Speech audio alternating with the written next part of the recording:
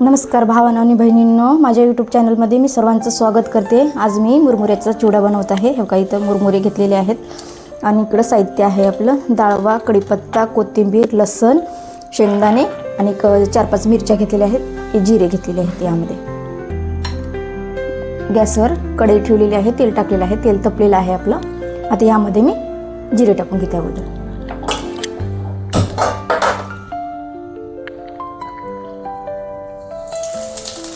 मस्त कडकडले जिरे, डाळवा टाकून घेते यामध्ये मी।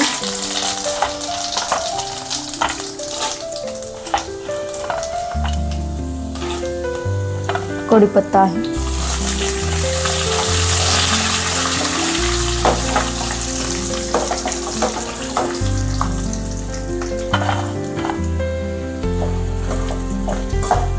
कढीपत्ता भी छान कडकडलाय।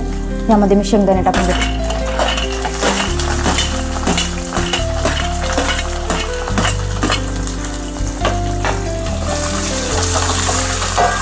हे बघा छान कडकडलेलं आहे मस्त लगे। कढीपत्ता कडला ना मुरमुऱ्यामध्ये छान लागते खायला।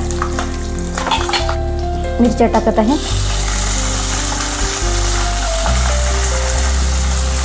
लसूण आहे। लसूण शेवटीच टाकायचं राहते ना, ते कडून जाते, जास्त कडू होईल।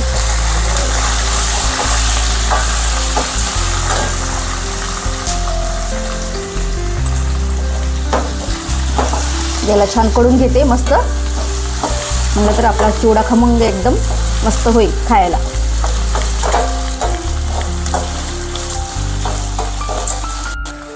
कोथिंबीर टाकते।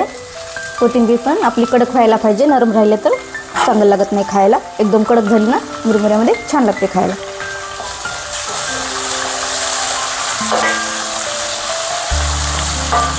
सर्व फिरून घेते मी, छान तळून घेते यामध्ये तेलामध्ये।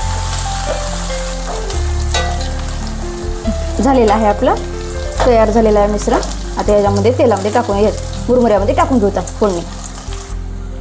हे बघा लिंबू आहे ते पिळत आहे, कारण चवीला थोडंसं आंबूसपणा येईल, छान लागेल खायला मुरमुरे, यासाठी लिंबू टाकत।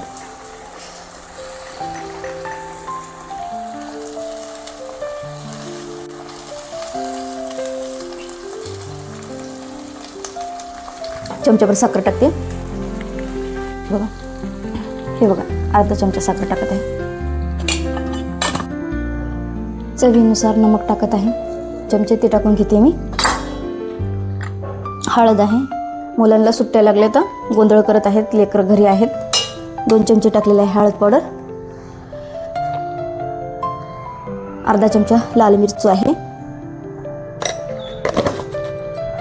याला थोडं फिरून घेते, हलवून घेते, एकजीव होईल।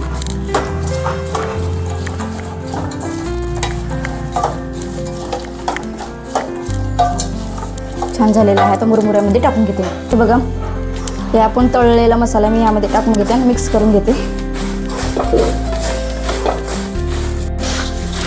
हे बघा छान मिक्स झालेलं आहे आपलं, नमक वगैरे मिरची टाकलेलं एकत्र झालेलं आहे, एकजीव झालेला आहे मुरमुऱ्यामध्ये, मस्त रंग आलेला आहे।